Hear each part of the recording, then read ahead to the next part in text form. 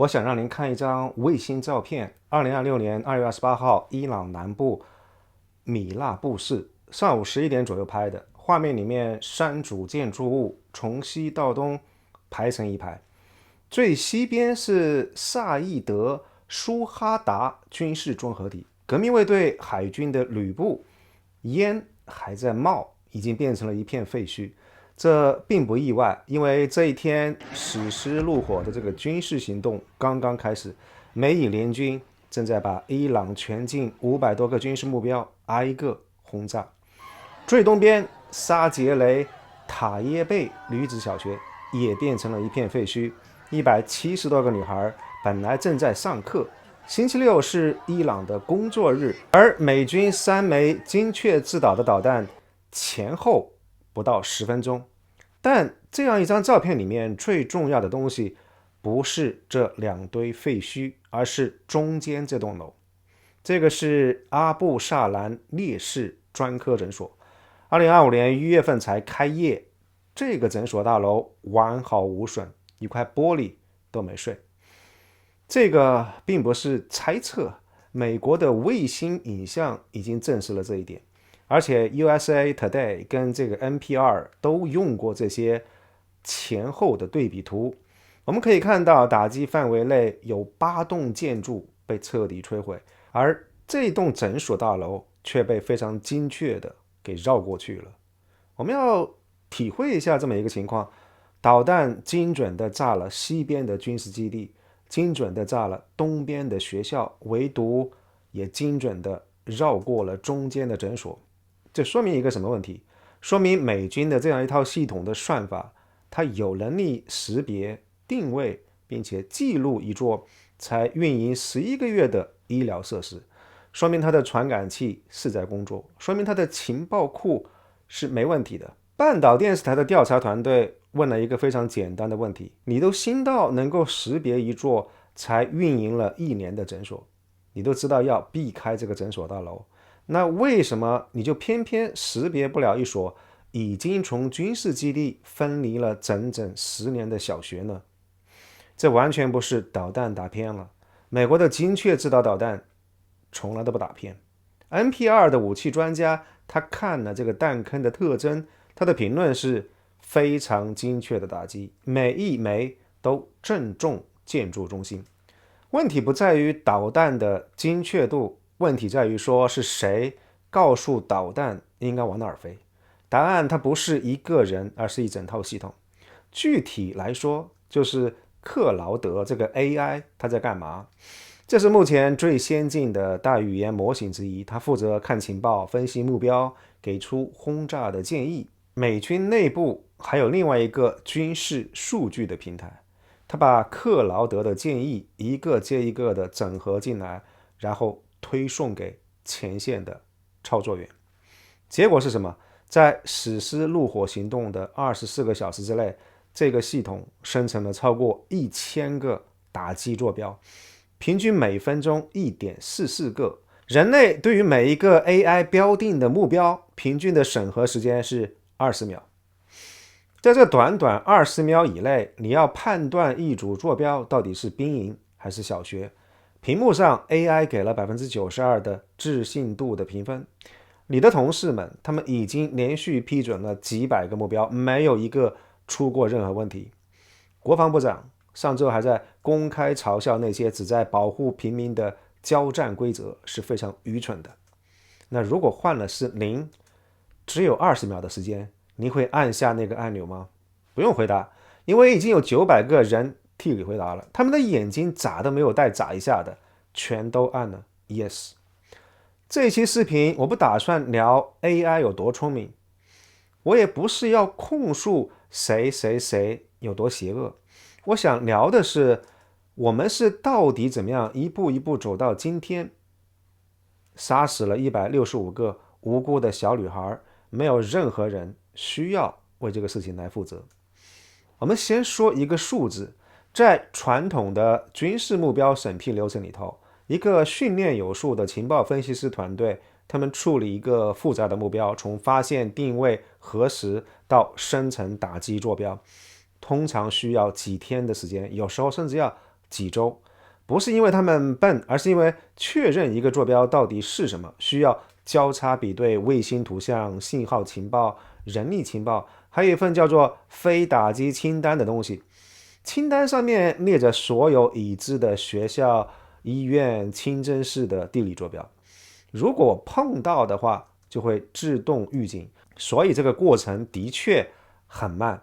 但这个慢却是有意义的，因为慢才会让人有时间来思考、来犹豫，而犹豫是人类在按下 yes 这个键，在战场上击杀之前最后的道德缓冲区。而且这样一份非打击清单，它的作用本来是什么呢？它是最后一道的防线，学校、医院、清真寺的地理坐标全都在这个清单里头。有这个清单存在，就有机会再问一遍：我们现在这个真的确定是目标吗？但为什么米拉布女子小学不在这份清单里头呢？根据人权观察的调查记录来看，理论上来说应该是要在的。为什么呢？因为这所学校2016年就开始了物理分割，他们修筑了隔离墙，画了彩绘，装了儿童的滑梯，开了3个对着大马路的独立的门，都已经10年时间过去了。卫星图像非常清晰地显示了所有这一切。然后我们看到美军开始把 AI 和智能系统，把所有你能够想得到的情报来源全部灌进他们的平台，卫星图像、无人机的实时的这个视频、通信拦截、社交媒体的动态、地面传感器的数据，然后用克劳德这个大语言模型做语义分析跟目标排序。AI 不只是能够帮你看图，它能够帮你读懂这些地图上识别出来的坐标，它能够从热成像里面识别建筑类型，从车辆进出的频率来推断活动的模式。但所有这一切的前提是人类给它的这个数据库是最新的，甚至 AI 它能够自动生成一份法律辩护的文本来解释为什么打击这个目标符合国际法的原则。自动生成法律辩护，我再说一遍，说的严重一点，它甚至是在帮你动手杀人之前，已经先提前把辩护词都写好了。死尸怒火这个行动里头，这个系统做到了什么？24个小时标记了超过1000个目标，以前需要2000人干几周的活，20个人1天就干完了。五角大楼管这个叫做决策主导权，你在敌人反应过来之前，就已经把他的指挥体系彻底打瘫痪了。听起来的确是非常厉害。我们翻转过来看一看这件事情的黑暗面。1000个目标，24个小时，拿计时器简单算一下，每个目标能够分到多少人类审核的时间？86秒。但指挥官不是机器人，他们要休息，他们要喝杯咖啡，他们要处理突发状况，要协调，要上厕所，所以实际上分配到每一个打击目标上的决策时间，根据多方信源交叉验证，准确来讲只有大约20秒到30秒。我说的这个不是 AI 分析的时间， AI 它分析一个目标只需要几百毫秒的时间，我说的是 AI 分析完了之后交给人类来审核最终确认的时间。这个就是五角大楼反复在强调的，人类在决策回路当中。而那个被包装成最后安全阀的环节不过短短20秒。20秒能干嘛？看一眼屏幕上的坐标，秒一下 AI 给的置信度的评分，确认目标不在禁炸区的名单里头，点击批准，然后就是下一个。你知道2025年一份美军内部的评估报告，他们发现了什么吗？操作员对于 AI 建议的批准的比率是91%， 90%以上。指挥部的高级参谋稍微好一点，72%，但好一点在这个事情上其实意义不是很大。所以这2个数据告诉我们，这其实不是人类在决策回路中，这个是人类在回路旁边站着看 AI 跑，偶尔伸一下懒腰，表示自己还没有睡着。而且这个不是美国人的发明，以色列在加沙用了一个叫做薰衣草的系统，这个逻辑是一模一样的。AI 扫描海量的通信源数据，自动标记了3.7万名疑似哈马斯的成员，然后自动生成打击名单。每一个目标的人类审核时间也是差不多20秒左右。每10个被标记的人里头，其实有一个根本就不应该是要被打击的对象。但是没关系，这个系统跑得太快了，效率太高了，快到你根本来不及犹豫，来不及纠正，来不及把那10%里头的无辜者从打击名单上划掉。传统的军事流程虽然是慢一点，但好在犹豫是最后的一个道德缓冲区。而 AI 做的事情不单只是加速了决策的过程，更是消灭了这个犹豫的缓冲区。有一个学术名字叫做认知卸载，也就是如果人长期依赖 AI 之后，参谋人员他自己分析原始图像的能力会萎缩，他们不再看图了，他们只看 AI 的标注，他们不再判断了，他们会接受 AI 的判断，他们很少犹豫了，因为犹豫就意味着要拖慢整条杀伤链的节奏，而整条这个链条的设计逻辑就是快、更快、再快。所以当 AI 把一所已经变成小学10年的建筑标记为革命卫队海军支持大楼的时候，没有人停下来问一句：等等，我能不能再看一看？不是他们不想问，是系统没有给他们问的时间。更准确的说，是这个 AI 系统在设计的时候就没有打算留足够的时间让他们真的去查核之后再确定。2月28号上午9点40分，伊朗全国拉响了空袭警报。米拉布在伊朗的南部，靠近霍尔木兹海峡，不算是一个大城市。警报传到学校需要一点时间，组织170多个小女孩疏散的话，需要更多的时间。更何况往哪儿走呢？学校没有防空设施，这个不是演习，所以这些7到12岁的小女孩和他们的老师哪儿都去不了。10点23分，一颗商业卫星正好经过米拉布上空。后来公布的照片显示，旁边的军事基地已经在冒烟了，但是学校的建筑完好无损。10点45分，第一枚导弹命中了教学楼主楼，有将近一半的屋顶瞬间坍塌。正在上课的女孩被埋在这个课桌跟混凝土板以下。校长他并没有跑，他忙着把从废墟里面爬出来的孩子们一个一个带到祈祷大厅。这个是整个学校里面最坚固的一个房间。他拿起电话，一个接一个的打电话给家长，赶紧来接你的孩子，快来！而家长们疯了一样往学校赶。几分钟之后，第2枚导弹落了下来，然后第3枚，其中1枚正中祈祷大厅。军事术语里面把这个叫做3连击。第1枚打碎建筑的结构，等到幸存者聚集起来，等救援的人赶到，然后第2枚、第3枚接连来收割。这个原本是常见的战术，一种刻意设计用来最大化杀伤效果的战场击杀的技巧。而在操作员的屏幕上，这个不是绝望的求生，在热成像仪里头，这个只是代表着目标的红点在物理空间上的高密度重新聚集。系统甚至会给这个聚集的过程打上一个标签，效率优化，然后引导第2枚导弹跟第3枚导弹接连赶到现场。3月3号，米拉布举行了集体葬礼，数万人出席，挖掘机在墓地里挖了上百个墓穴，很明显，就连太平间容量都不够。这个数字后面是165个女孩和一个永远也说不出来的爸妈来迟了。孩子们下了葬，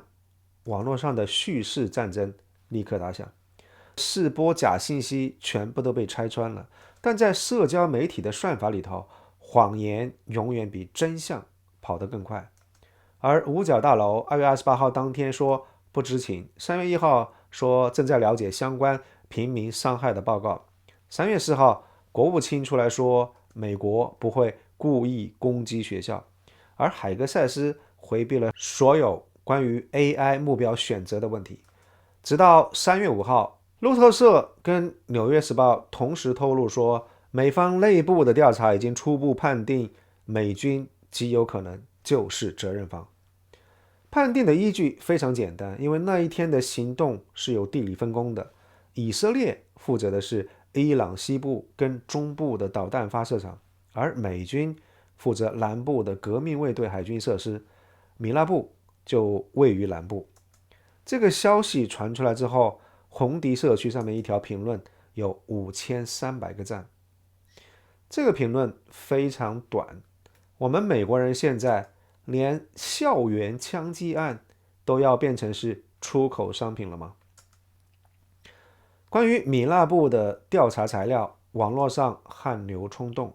卫星影像、地理定位、伤亡统计、医学证据都摆在那里。纽约时报、NPR、USA Today 他们都做过大规模的视觉调查，主流媒体并没有缺席。但是美国官方自始至终没有出来澄清，以色列官方也没有任何回应。五角大楼当然有能力去澄清，他们有渠道发表声明，但是他们刻意选择了不说，保持沉默。沉默的含义非常清楚，沉默意味着我不否认，我也不承认，我不承担责任，我也不声明立场。我可以让虚假的信息发酵，让真相在噪音里面溺水。我等着公众遗忘，等着下一条新闻能够转移大家的视线，我等着让这件事情变成历史的灰烬。即便有人问到你们是不是击中了一所学校的时候，五角大楼也只需要回答说我们正在调查。但是在我们把五角大楼钉上历史的耻辱柱之前，有一组数据必须要讲给大家听。2003年伊拉克战争震慑行动阶段，美军每一天要打300到400个目标，头2个月平民的死亡超过7000人。算一下，每打一个目标，大约会造成1到2名的平民伤亡。而2026年的伊朗实施怒火的行动，24个小时之内就打击了超过1000个目标。而战争爆发的第1个礼拜，平民的伤亡大概是1100到1500人。计算下来，每一个目标平民的伤亡比率降到了 0.1 到 0.2 人。打击的频率翻了3倍，但是单位的伤亡降低了整整一个数量级。这些数据它并不是美军的公关话术，这些是实打实经得起验证的数字。AI 确实是让打击变得更加精准了，战争的附带伤害降低了。我们换一个角度来看，首日作战1000个目标，其中一个是米拉布学校，这个是唯一的重大误伤。算一下精确率，基本上达到了 99.89%。某种程度上，你甚至可以说它是一个惊人的成就。这个数字在人类战争史上其实是没有先例的。所以支持 AI 军事化的人会说，如果把 AI 从杀伤链里面拿掉会怎么样？如果没有 AI 精确指导的这个军队，他们会造成多大的伤害？那就是分分钟死亡1500人的规模。实打实的数据是 AI 军事化最强大的辩护。它不是说 AI 没有缺陷，它是说在缺陷面前，传统的方案更糟。打一个比方，一辆自动驾驶汽车一旦出了事故，必定就是全网的热搜。但实际上，它每100万英里只造成1次致命的车祸，而人类的司机更容易犯错，每100万英里造成10次。说实话，这个数据的确不太好反驳，但是也有一个致命的盲点。最近 MIT 有一个实验，如果军事专家他们看 AI 生成的军事情报的话，反而比看传统的情报更加不愿意动武。听起来好像不错，但是如果修改了一个条件，如果在情报里头说美军有伤亡的话，那同样这样一堆专家，他们在决策的时候，报复的意愿就会呈现爆炸式的上升。这证明了什么？证明 AI 他们不单只是辅助决策，他们是在重新定义什么叫做合理反应。更关键的是，它改变的方向是完全单向的。没有伤亡的时候，它让你更加谨慎；一旦流血了，就会推动你朝着更加激进的方向去前进。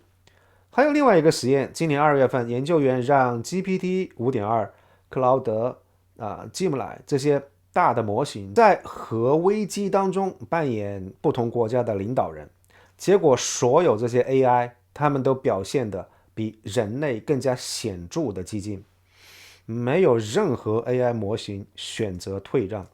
核竞技对于这些 AI 来说根本不构成任何心理障碍。在某一些情境底下，这些大语言模型他们建议升级事态的这个速度比人类平均来说要快30%。我们可以想象一下，如果你的 AI 辅助决策系统本身就比人类更加想要开战，那它的这个目标排序、威胁评估都会暗示你升级事态是必要的、合理的，是可以接受的。那在这样一种情况底下，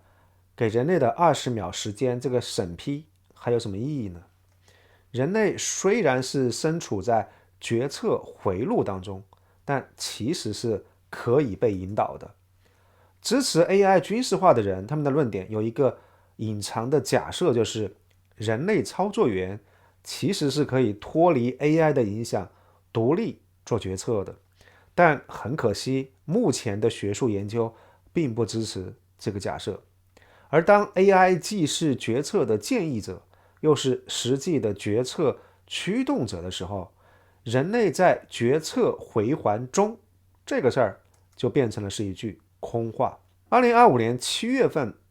克劳德成为第一个被批准在美军最高机密网络上运行的民用大语言模型。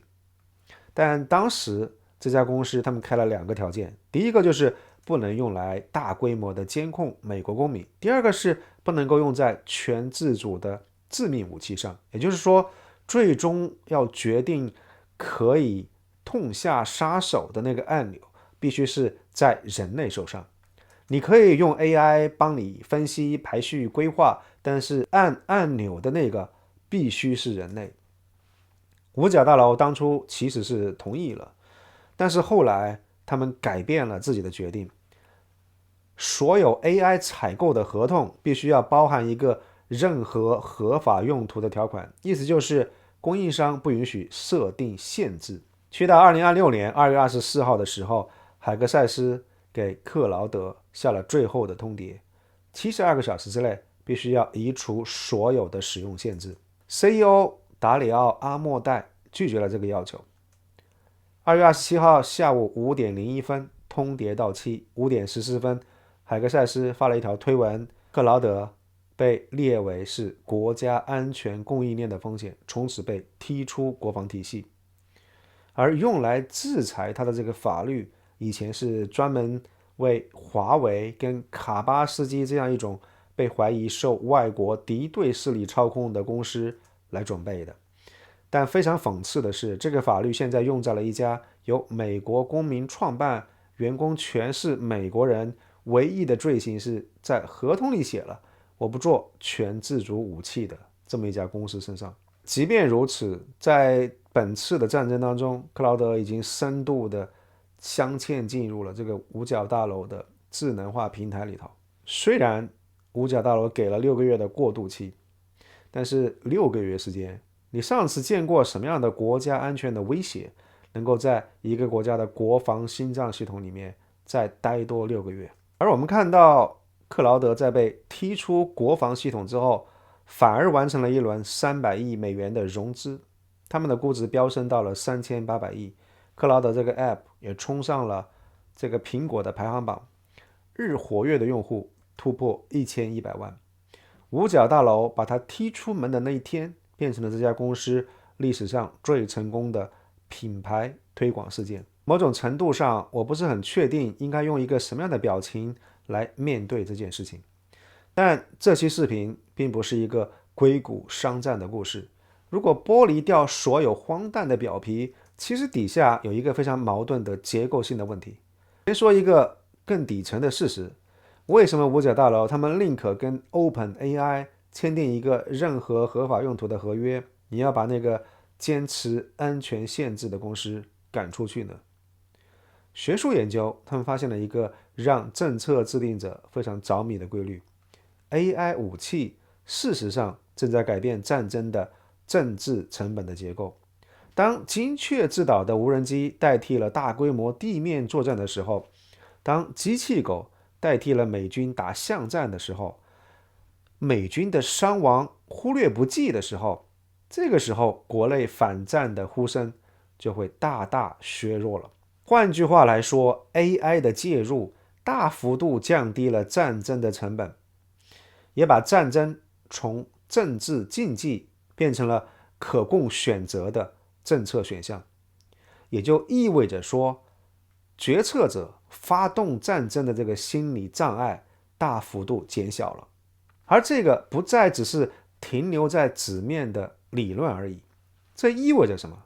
这意味着很快我们就会见证到世界上会出现一个完全使用 AI 跟机器人来作战的国家。而到了那个时候，战争的决策会随意很多。所以克劳德被踢出美军的核心系统，不是因为他真的对国家安全构成了威胁，恰恰相反，他是因为对于政治利益构成了威胁。他是在说，有一些界限我们暂时还不想跨过去的时候，实际上在某种程度上是在说，这样一场游戏我们不想完全参与进来。而一个不愿意全身心参与进来的玩家，对于正在想要全力参与这样一场游戏的政策制定者来说，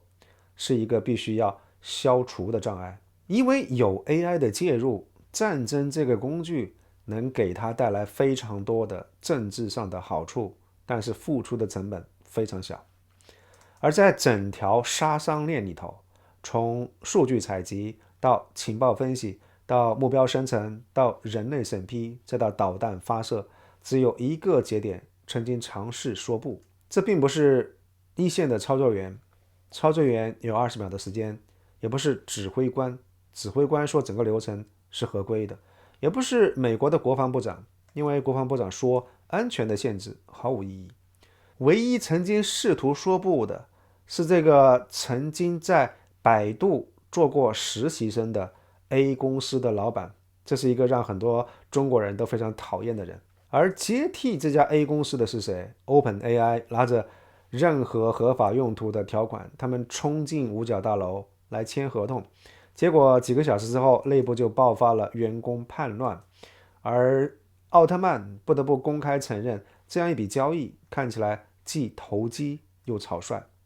所以 99.89% 的精确率确实了不起，真的，但这个数字回答不了一个问题。那剩下的 0.11%， 当这个系统唯一一次需要有人站出来说请等一下，让我再确认一下这个坐标到底是否正确的时候，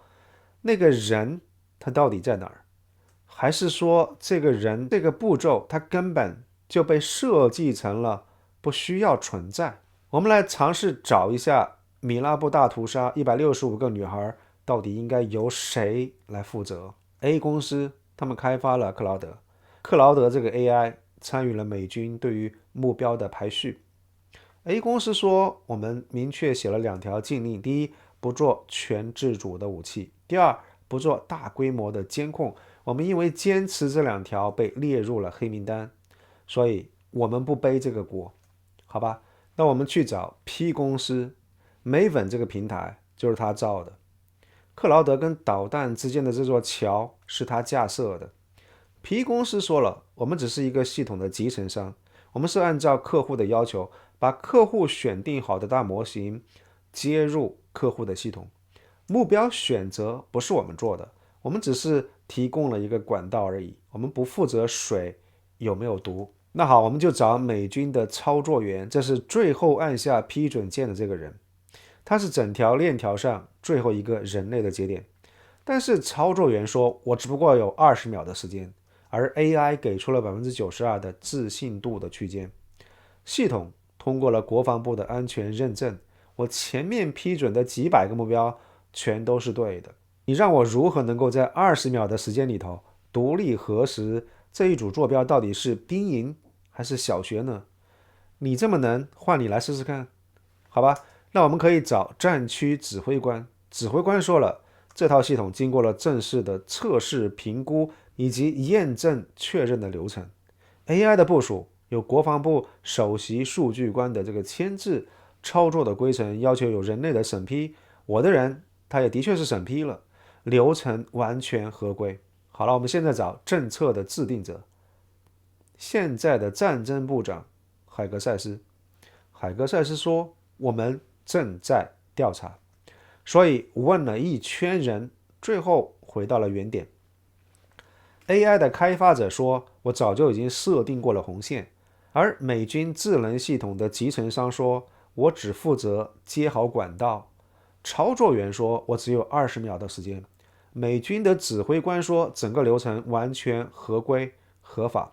而政策的制定者说，我们正在调查。所以这个责任转了一大圈之后，每一个人都走进了旋转门，但每一个人也都非常安全的、若无其事的从另外一边走了出来，没有任何人需要留在里面。我管这个叫做责任旋转门。你可能会觉得责任旋转门这个是 AI 时代才有的新问题，其实不是的。我们有一个比较近的例子，2021年8月29号，美军在喀布尔撤退的最后阶段，一架无人机对一个居民院子发射了地狱火导弹。五角大楼说这是一个 ISIS 的一个恐怖分子，其实这不是，这是一名叫做泽马里·艾哈迈迪的一个送水工而已。他为一家美国的慈善组织工作。那一天，他的车后备箱里面装的是水桶，并不是炸弹。他跟车上的7个亲人一起被美军的炸弹送上了天。而最小的不过2岁而已。最初五角大楼管这个叫做正义的打击，但是后来承认这是一个悲剧性的错误。然后呢，没有任何人为此受到纪律处分，没有任何人被起诉，因为调查结论是未发现违法行为。美国给家属发了一笔慰问金，帮他们办了撤离手续。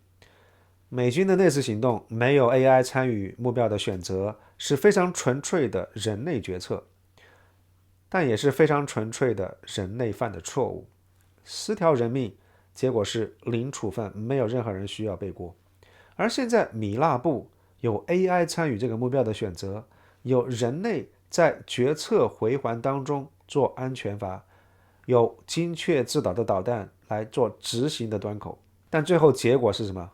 ？165条人命。但是米纳布比喀布尔还是深入了一层。在喀布尔这个事件上，是一个人他做出了错误的判断，你至少可以指着那个人说是他犯错了。在逻辑上和理论上的确是可以追究他的责任，虽然最后没有受到任何惩罚，但追究的这个路径其实是存在的。但米纳布不一样，米纳布的问题它不是某一个人判断错了，而是整个系统的设计从一开始就让追究责任这件事情变得不可能了。因为当你在这个流程设计的时候，只给操作员留下了20秒的决策时间。当你把 AI 的自信度的评分放在屏幕的正中间，而字号比所有其他的信息都要更大。当你把整条杀伤链的优化目标设定为是效率而不是准确的时候，当你把敢说不的这个 AI 供应商定义为是国家安全的威胁，而一脚踢出这个国防供应链的时候，你就不是在请求人类做出合理的判断，你实际上是在搭建一个让人类没有办法判断、没有办法防止错误的舞台。国际人道法领域的学者，他们会告诉我们一个让很多人难以接受的事实，就是现行的国际法它并不禁止用 AI 来选择打击目标，只要最终按按钮的是人类就可以了。但是当人类按按钮这件事情本身被设计成了一个只有20秒的橡皮图章的时候，这样一条法律就变成了只是一个保护制度的盾牌，而不是一个保护人命的盾牌。人权观察3月7号正式要求以战争罪来立案调查， ICC 的这个检察官卡利姆汗也启动了调查的程序。但是美国并不是 ICC 的签约国，伊朗过去也从来没有配合过国际调查，所以两头都是死路。本质上，这并不是说这个系统出了什么故障，这就是系统本来被设计出来的样子。而更深层次的问题在于说，这样的系统在伦理框架上本来就不可能有人要被追究责任。有一个哲学观察非常狠，传统战争伦理的整套逻辑是建立在一个假设之上，就是意图与行动必须来自于同一个主体。一个士兵他有杀人的意图，但与此同时也必须要有杀人的行动，这个时候你就可以追究他的道德责任。但是 AI 武器改变了这个逻辑， AI 这个系统它有执行的能力，但它并没有杀人的这个意图，它并不想伤害平民，它只不过是按照算法在运行，所以你没有办法去指责它的意图。人类操作员有按照流程按按钮的意图，但他并没有真正的行动自主权。在不到20秒的这个审批时间内，面对92%的置信度的评分，非常高效自动化的流程，所有这些东西都限制了他的这个实际决策的权利，所以你也很难去指责这个操作员他做出了独立的杀人决定。战场的指挥官他有下达命令的权利，但他躲在流程合规后面，他说的是我是完全按照 SOP 这个规范来做的，而不是我个人的判断说应该要打击这个目标。所以你也不能够指责是战场一线的指挥官他有道德责任，而政策的制定者他们只不过是制定了规则，但规则的制定逻辑本身就是要让这个杀伤面变得非常高效，而在这种高效的情况底下，你就很难兼顾说这个判断是否真的可行，以及这个责任是不是真的不可追究。所以这个政策制定者他完全可以说，这完全不是我制造的系统，我只不过要求在政策上合规合法。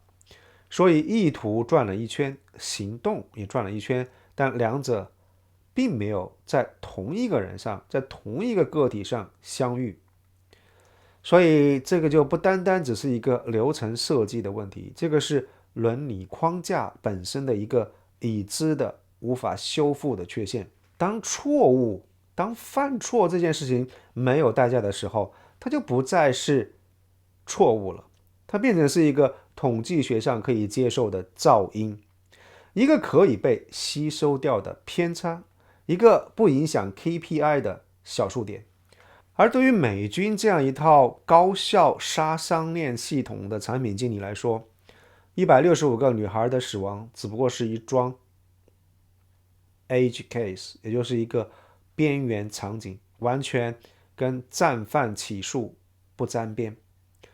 他要做的只不过是在下一次版本更新迭代的时候需要优化的一个小小的 bug， 或许改进一下数据库的同步的频率，或许调整一下目标识别的阈值，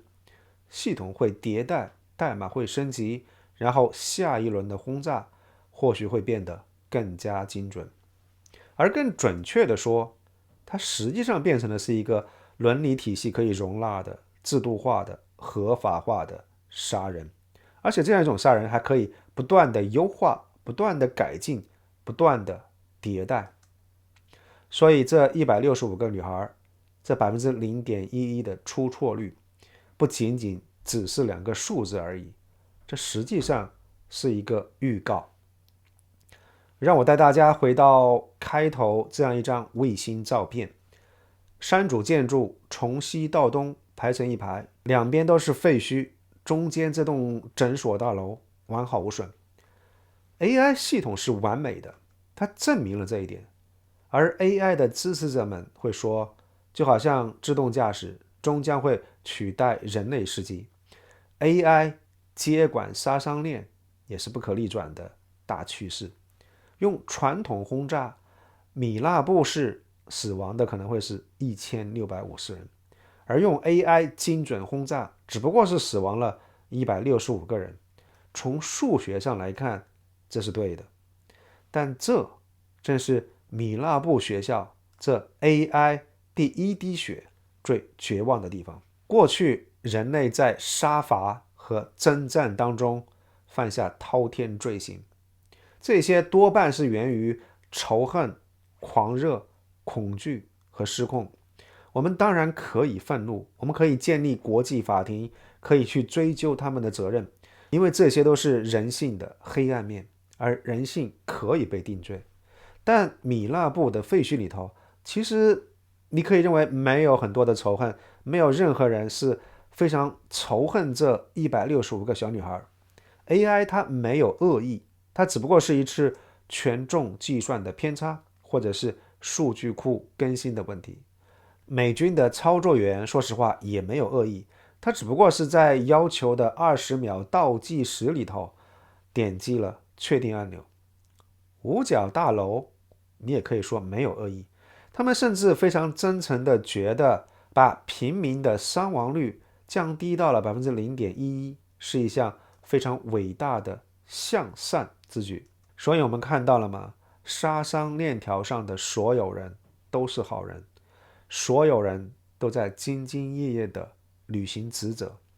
而这个才是真正让人觉得胆寒的地方。几千年以来，战争之所以有底线，是因为痛苦是双向的。今天我摧毁了你的城市，我的士兵也会流血，会 PTSD。明天你也可能会来报复。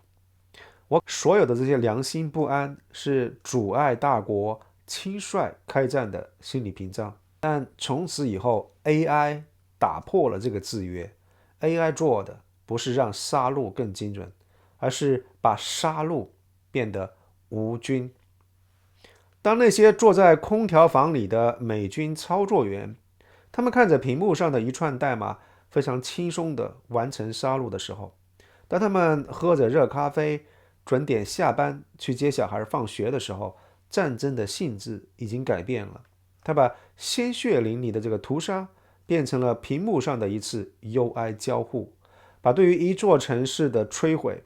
变成了系统里头一长串的工单被解决了。而对于拥有算法 AI 和机器人优势的一方来说，从此以后这些都不叫战争了。这个就是如同市政部门派出了一支车队去清理城市下水道的老鼠一样，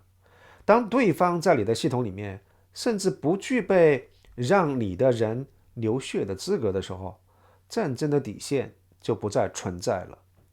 不是说这些人类的操作员变得无情无义，而是系统把这个良心的负担，这个变量从方程式里头彻底优化掉了。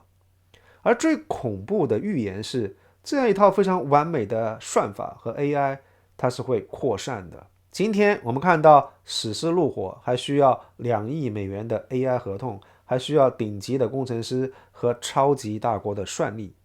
但是开源模型的发展速度也是超乎所有人的预期。也许不需要5年时间，或许只需要2到3年，一个地区的军阀，一个毒枭集团，甚至某个地下室的一个恐怖组织，他们都能够用几台消费级的显卡微调出属于他们自己的精准杀伤链。他们甚至不需要精准到美军的99.89%、80%甚至70%就足够他们展开一场屠杀了。所以162个无辜小女孩的死，它并不是旧时代的一场悲剧，它是新时代的一声发令枪。当杀戮变得像点外卖一样丝滑，战争的门槛就会降到人类有史以来最低。而且这一次没有人需要背负血债，因为每一个人他们只不过是在兢兢业业的做好自己的本职工作而已。这不是一个无人问责的问题，这是一个 AI 系统用极其优雅的算法成功的剥夺了死亡的道德重量。我是艾森，感谢您收看今天的视频，祝您有心情愉悦的一天，我们下期节目再见，谢谢大家。